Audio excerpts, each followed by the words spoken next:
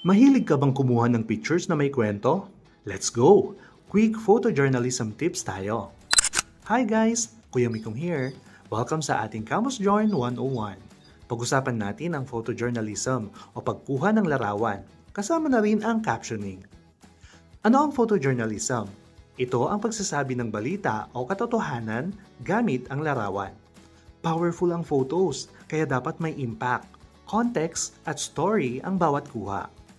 Kapag kumukuha ng larawan, palaging tandaan ang mga ito. Timeliness. Ang photo mo dapat ay fresh at newsworthy. Accuracy. Huwag mag-edit ng misleading visuals, bawal yun. Ethics. Igalang ang subject at sitwasyon. Palaging humingi ng permiso bago kumuha ng larawan sa mga lugar at sa mga tao. Storytelling. May kwento dapat ang bawat frame. Remember the elements of a great photo. Subject. Sino o ano ang bida sa larawan? Emotion. Ramdam ba ang feeling sa photo? Kailangan makita ang emosyon ng subject sa larawan. Action. Nasa moment ba ang shot? Panalo kapag kitang-kita ang galaw ng mga subject mo. Composition. Kailangan clear, focused, at eye-catching ang laman ng photos mo. Sa pagsulat ng caption, tandaan ang tamang pagsulat ng balita. Ganun dapat.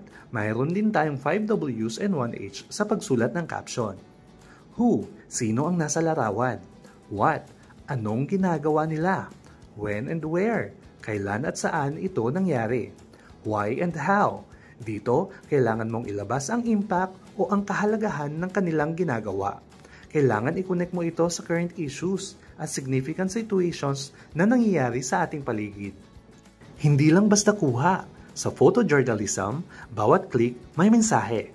Keep it real and let your photos speak. For more Campus Join tips, please like, follow, and subscribe.